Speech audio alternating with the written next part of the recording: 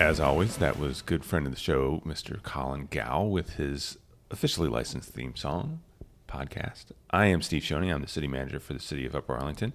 I am here with my co-host.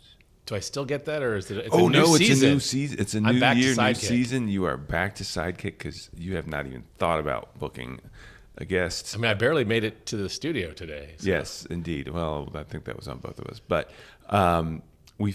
I feel, we did something very serious this morning. We did go through our drug-free workplace supervisor training this morning, so I feel much more. I feel like the city's in a better place, but the podcast might be in a slightly The worse podcast place. might be in the worst place. Just to be clear, and this is work, so we are never impaired when we're doing the podcast, despite how it may sound. Today's a big day. Oh, by the way, I'm Darren Shulman. I'm the city attorney and sidekick. Oh yeah, that's right. You didn't even introduce yourself. Today is a big day. We're so excited about the day. Not just because of our guests, but producer Maggie. She dropped some stats on us. She's dropped. This is season 5.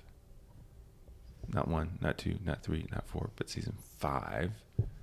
But that's not all. Episode 1. Episode number, Darren, do you want to say it? Is this the 70th episode? That is correct. That's like almost a milestone. That is. Like we could be syndicated now. So we got to do this for about another year and a half if we're going to hit 100 episodes. We got to hit 100 episodes. We got to do it. Do you think we'll have to find 30 more people who are willing to talk to us? But we do have someone who is willing to talk to us today on our 70th episode.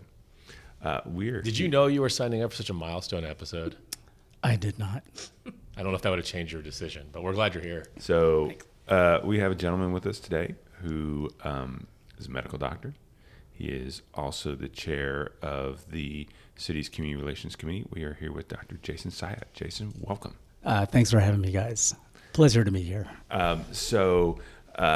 Jason is I won't say, I don't know that anyone's an avid listener, a regular listener. He has listened to part of an episode, which counts. Listened to the podcast. So he knows what's coming. Somewhat, yes. So, we do our start bench cut. I do.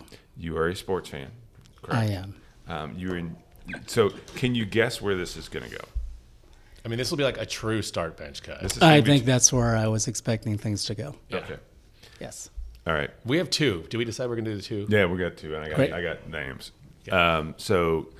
Jason is a massive Duke Duke basketball fan.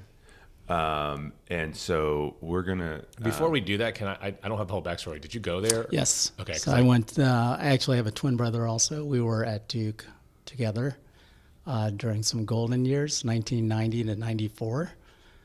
We won back-to-back championships my freshman and sophomore year. Yeah. And finals, we were a 3-pointer away from 3 national championships in 4 years. This is why people hate Duke. Yeah, this is why people hate Duke, by the way. But by the way, I actually think you did overlap with my brother-in-law down there. Okay. So, you're a legit Duke fan, not just because you jumped on a bandwagon. You went there. Went there and have continued, going there, participating in lots of things through the Alumni Association, and continued fan. So this will test both your knowledge and legitimacy as a Duke fan, and also like how do you treat your different children?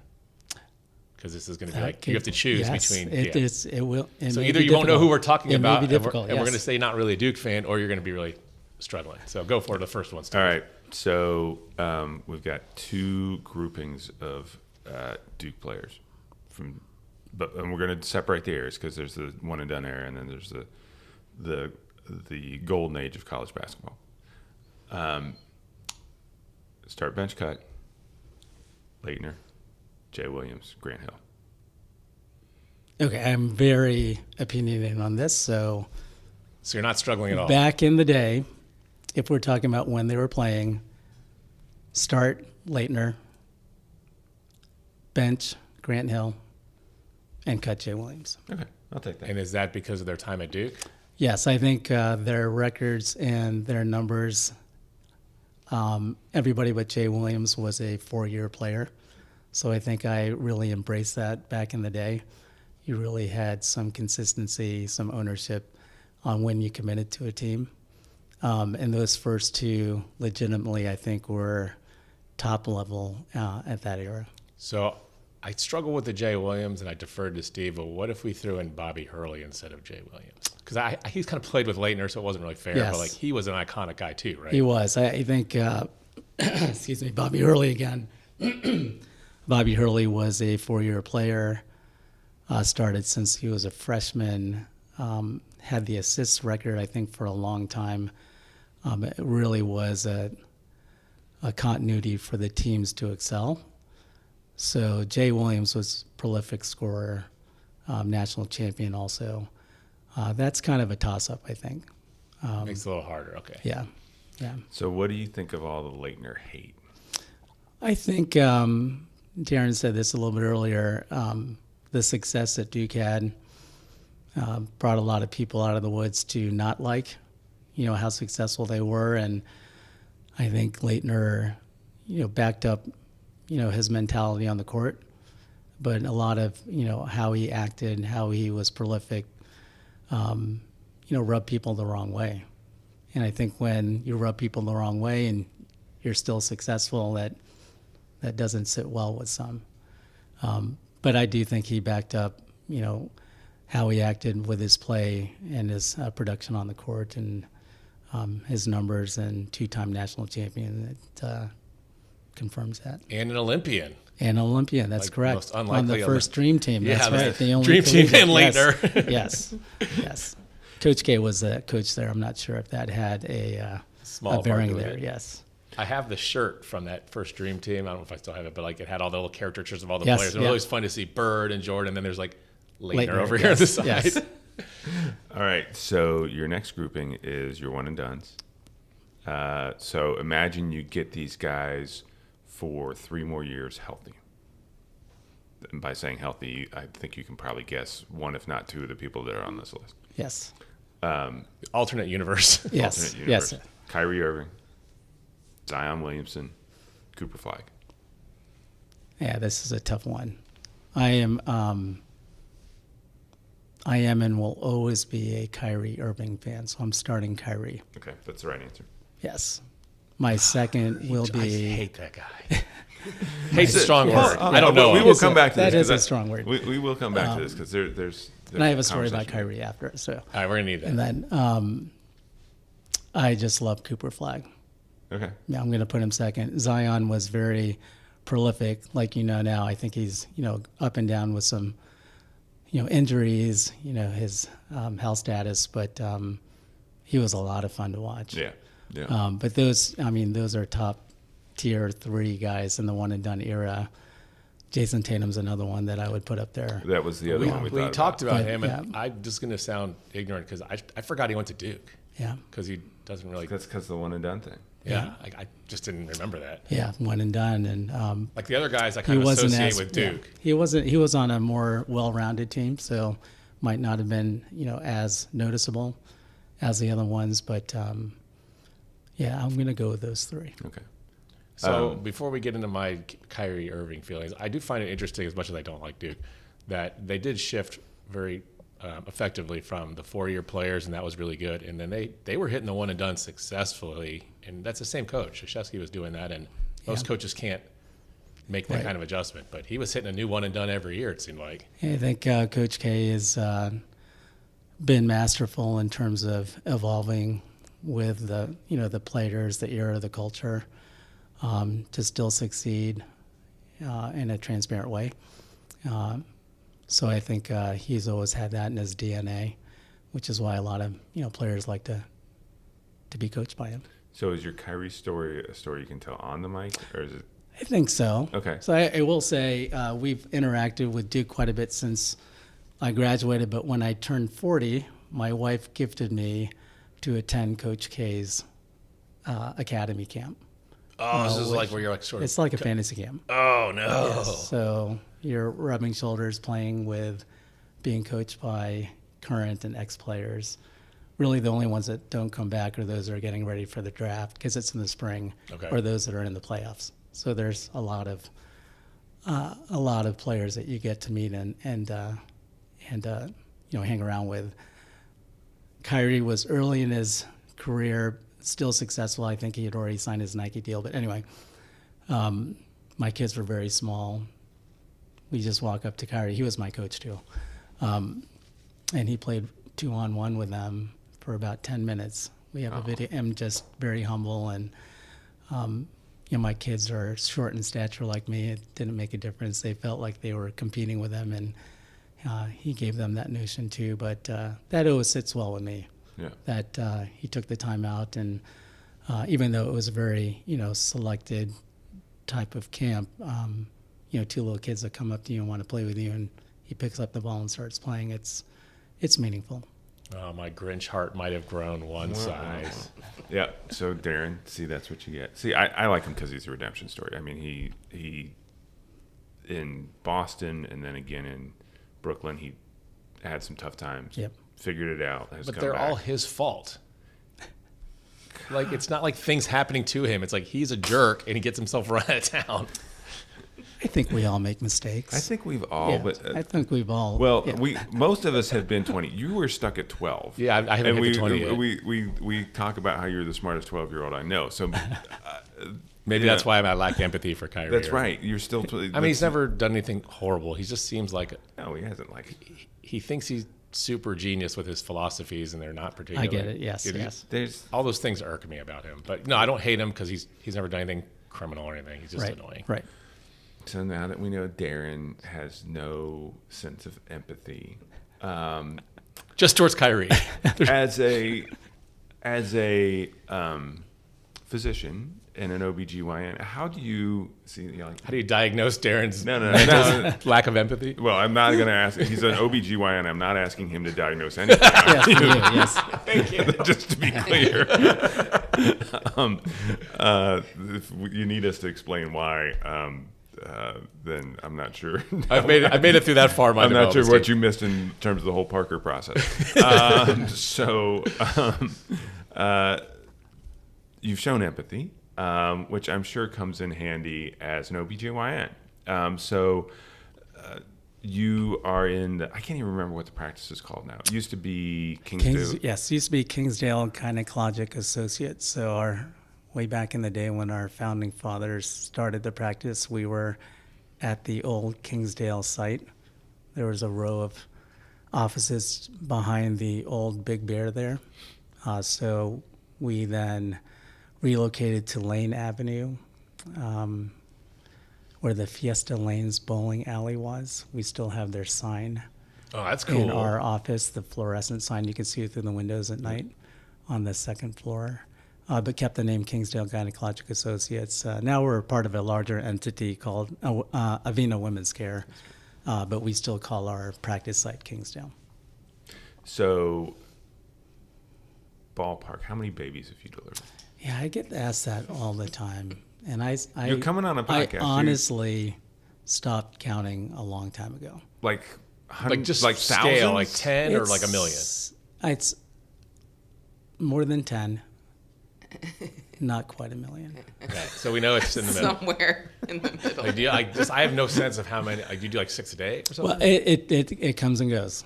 The beauty of our practice is we have a number of practitioners, providers that we cover for each other. So it's, we see our own numbers, but it's not necessarily that we might have delivered that patient. Somebody on call. Because you might have come in and just done one for another. So we have numbers, but they might not be as specific per provider. And we're very fortunate to have a well-established, almost generational practice here in Upper Arlington, and it's kept us, productive over the years. So you clearly didn't go into this line of work to count the number of babies you delivered. So what led you to this medical specialty? Because you go to med school and you got to pick and all that stuff. That brings me back to my beginning. So my parents immigrated from the Philippines. They were both physicians, so they started their training, and my twin brother and I were born during their training in Akron, and then when they were finished, moved to a small town called Cambridge, east of here, where they started their practices in 1974, so my brother and I were 2. My mother was an OBGYN. My father was a general surgeon, so they did a lot together. So we And really, you and your wife are in the same my practice. wife, Lindy, is also an OBGYN and with Avena Women's Care as well. But my twin brother and I, obviously in a small town, limited exposure, we really only knew the medical field. We were babysat by the volunteers in the lobby of the hospital, waiting for our parents to finish whatever they were doing. We were dropped off after school at our parents' office and didn't go home until they were done with office hours. You were like the coach's kid in basketball, Yeah, except the that's a good analogy. Exactly. So, and then when I went through, I really only thought my path was medical school or medicine per se. And then in medical school, I knew that I was probably going to do one of the two fields that my parents were in. And when you're going through medical school, fortunately, unfortunately, experiences carry bearing in terms of the path that you choose. And I had very positive experiences and interactions on my OBGYN rotations and solidified that choice.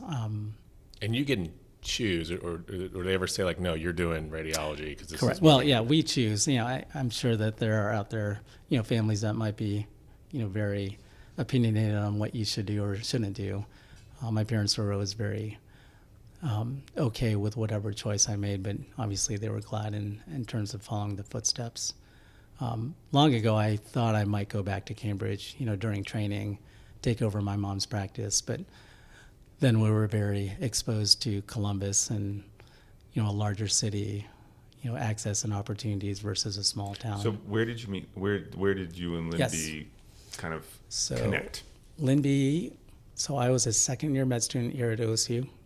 Lindy was a first-year med student at OSU. This is a now more known scenario or story, but I'll tell it anyway. When I was a second-year med student, I used to sing and play guitar, on the side quite a bit. Well, you should do another version of our theme song. Well, that's all behind me now. We offer all versions.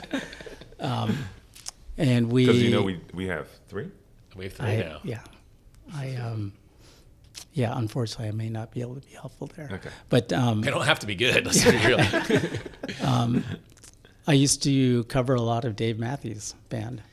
And my twin brother was in Columbus at the same time, not in med school yet, and he played drums. And then I had a couple good friends in my med school class that also played and said, let's put something together. But if you remember or know, Dave Matthews had a violinist. His name was Boyd Tinsley, and we just could not find somebody.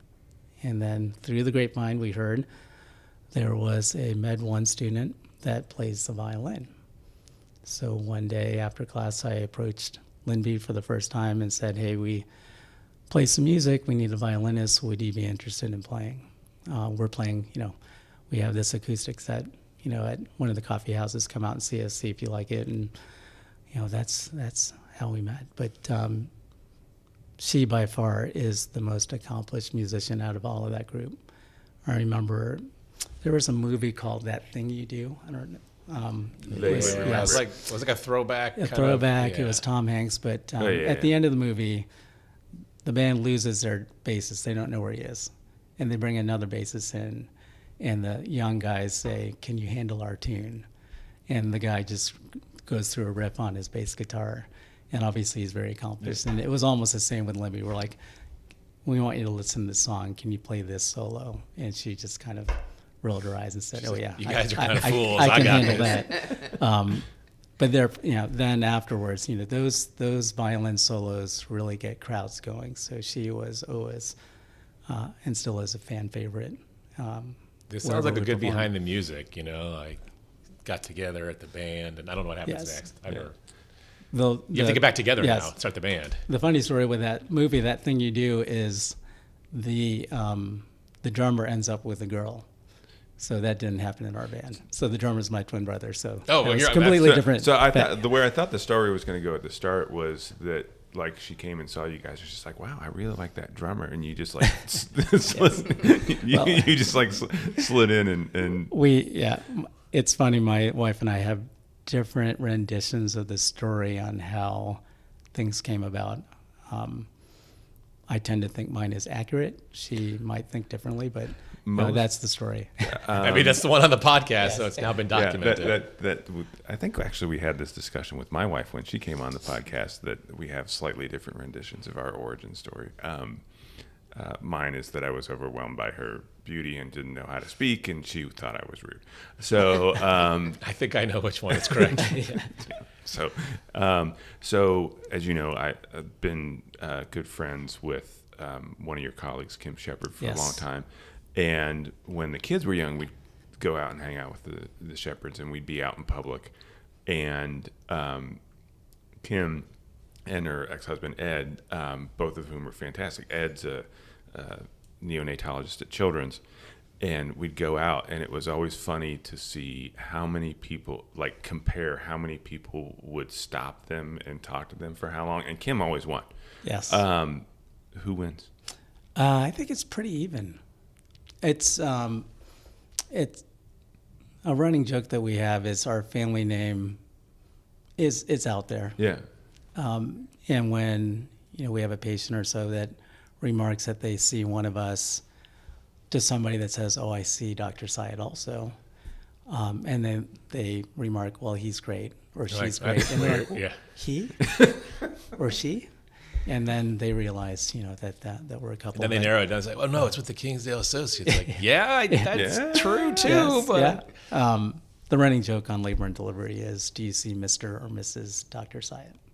And then you go from there. There you go. Is it cool working with your wife? I mean, you don't work with her like in the same office. You're doing your own practice, but is it like, do you drive in together? We actually don't, because depending on the day, being called in or out somewhere, we don't have that accommodation. It'd be great if we did. But I assume a lot of your job is like unscheduled stuff. Absolutely, as opposed to just having office unscheduled hours. Is what we on call, unscheduled, on the fly. We did residency together at OSU, so we knew the lay of the land. We knew what we were signing up for. I think over the years we've stayed, sane, because we have a good perspective on what our field brings. Kind of the empathy that you might not have being in that field day in and day out. And people talk about OBGYNs being a very happy field, and it absolutely is. But we talk about, we see the highest of highs, but we also see the lowest of lows. And unless you've been in those low scenarios, it's hard to fathom or be empathetic to what you're going through.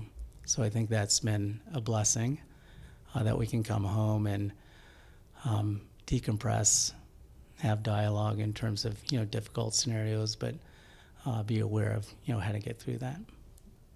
So outside of the practice and the work, over the last couple of years, you've gotten really involved in the community.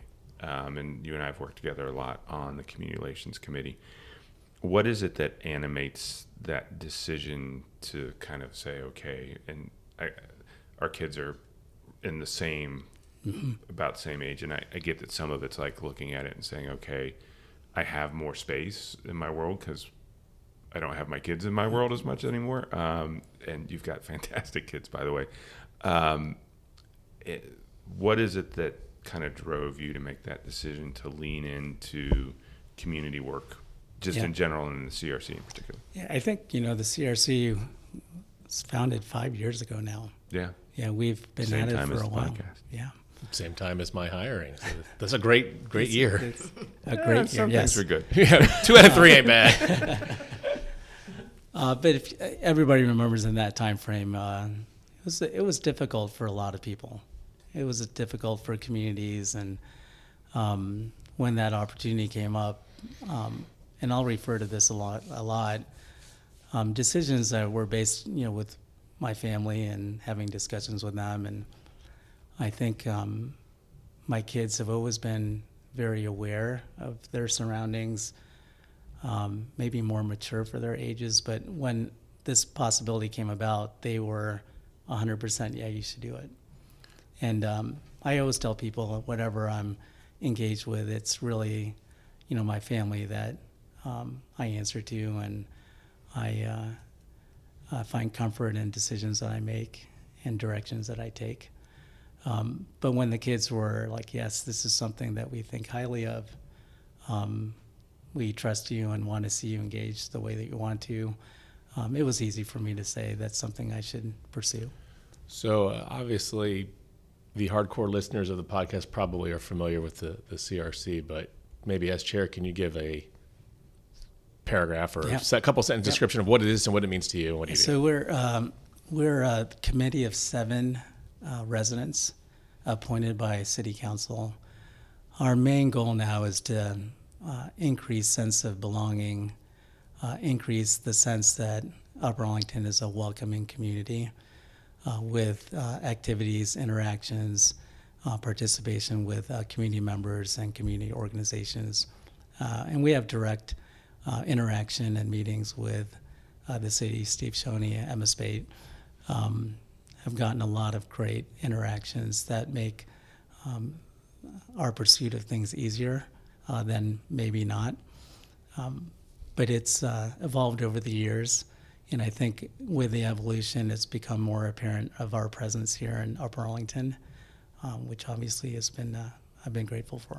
It was kind of eye-opening to me, and I forget who was talking to me about it, but they were talking about all these cool events and things that were happening, and it was the stuff that you guys were doing. I was like, oh, people actually pay attention to this stuff, right? It impacts people, because when you work for the city and we meet with you, we don't know how it always lands. When you hear independently people talking about it, it really hit that hey, you guys are doing good work. People are noticing. I think that's the where I've been grateful that things have been more visible. Access has been where it has been, but it's not infrequently that I'm approached known as a member of CRC and being either, thanked for what we're doing or made aware that, our presence is out there. I also find that has been helpful in that when something maybe comes up that the community is interested in, it's hard to get the message out to everybody, but they know you're on the CRC, you can talk to us, we can kind of give you the situation, give you the facts, and you can help us communicate that to people who care. There's been a couple situations where you've been very helpful in that, so thank you for that. Yeah, I think that's, also, being a community member, and the 7 of us are, I think, truly invested in our community, in our community sense of belonging. I think that's, an ongoing process, ongoing pursuit that we're staying with.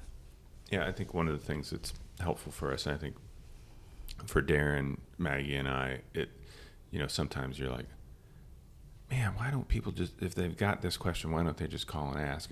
And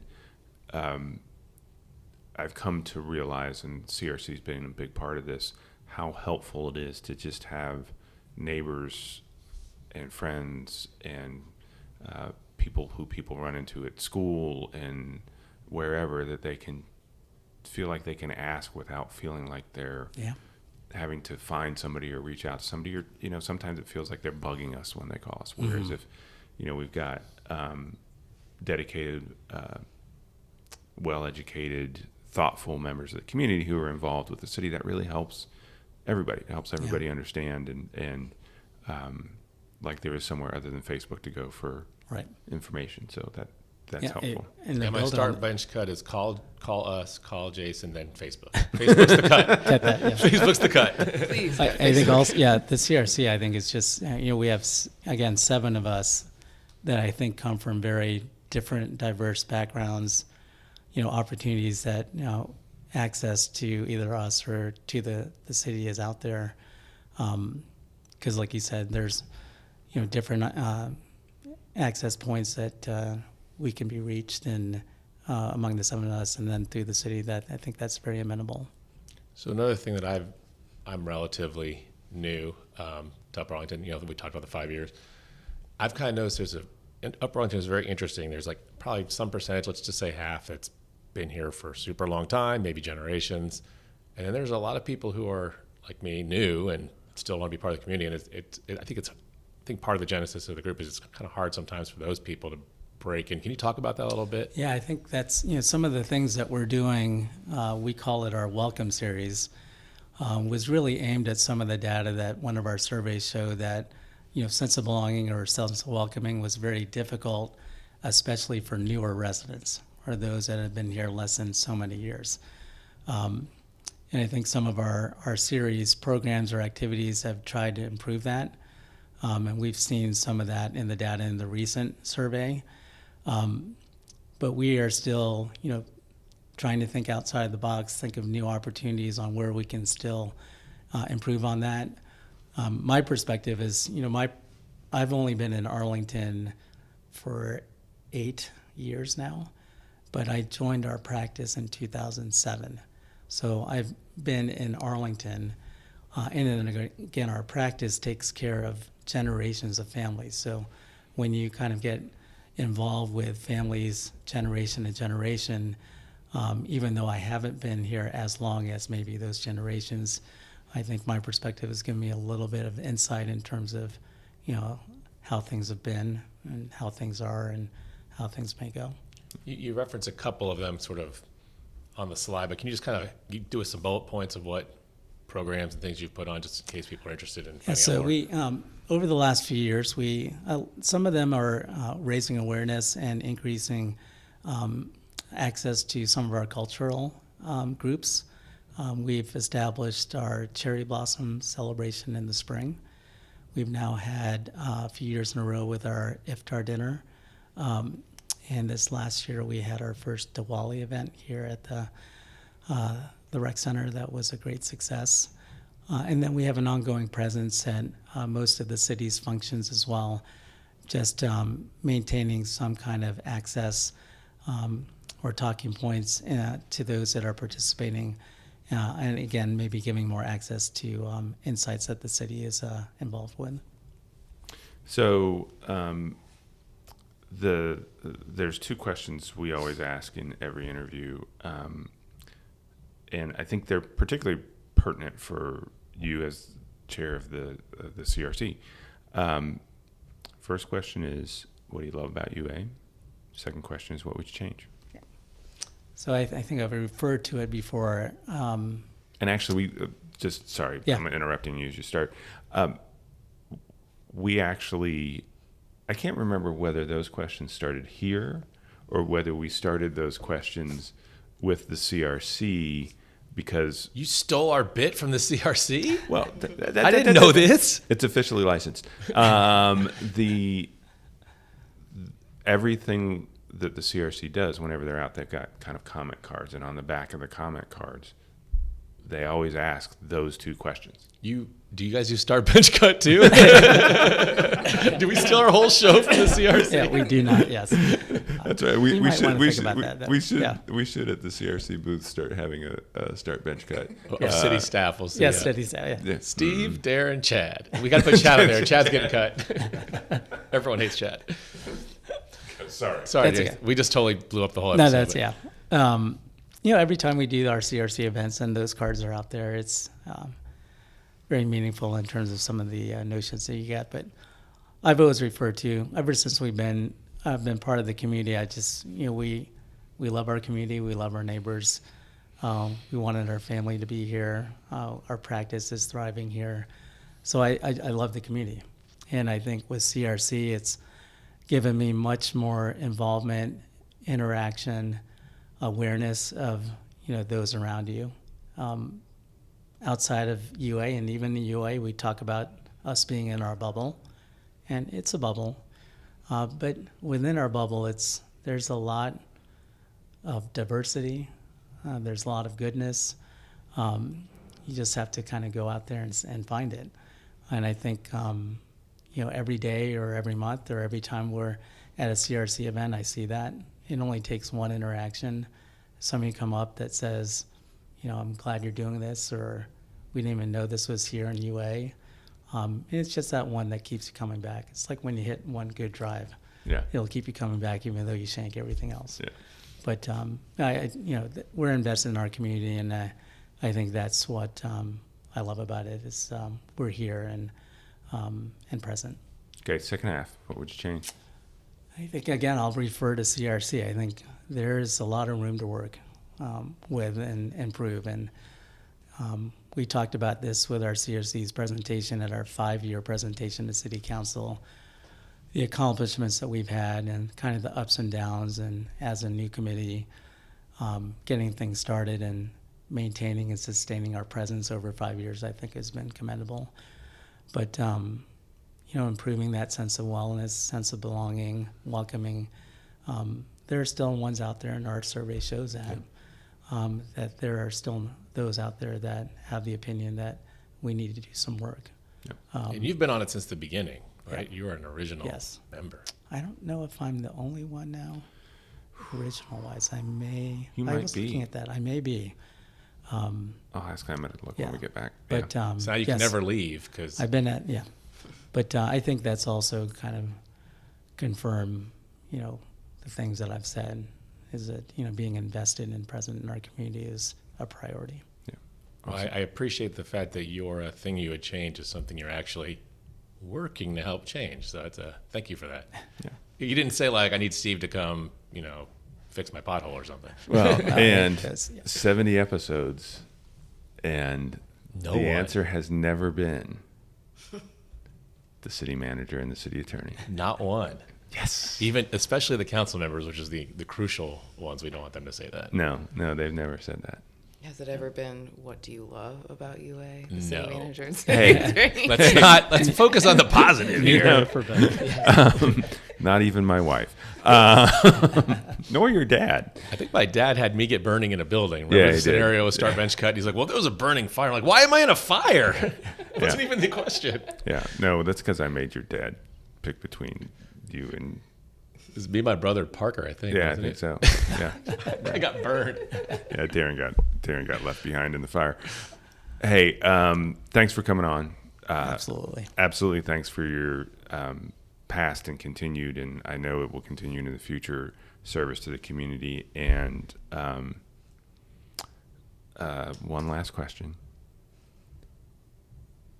How far do the Blue Devils make it this year in the NCAA tournament? Well, if, for historical sake, since Coach Shire has come on, we've gotten one round later each year. So that has to hold. I mean, that's what so last year we lost in the semifinals. Okay. So we at least should win Did you do, our semifinals. okay. So And it is in Indianapolis this year, so close by. okay. Are you going to just buy some tickets on the projection that will happen? Well, I'll probably, I am supposedly not allowed to go anymore because the last 4 times I have seen my team on neutral sites in very. Yeah, you went last year, didn't you? We've lost the You're floor. So the every time I jinx. come back, You were the jinx. I get the notion, stop going to these games. So I mean, if I had that with Northwestern, I could never go to a game again. They lose all the time. why would you ever go to the Northwestern game to begin with? But that's another story. All right. Well, good. I'm glad I got that last question in because that was important. But that was not betting advice. So No, this is not a betting podcast. Trend. people are like, Jason told me to go all in on the Final Four. If you have a gambling problem, call 1-800-GAMBLER. Yeah. All right. Thank you so much. Jason. Thanks.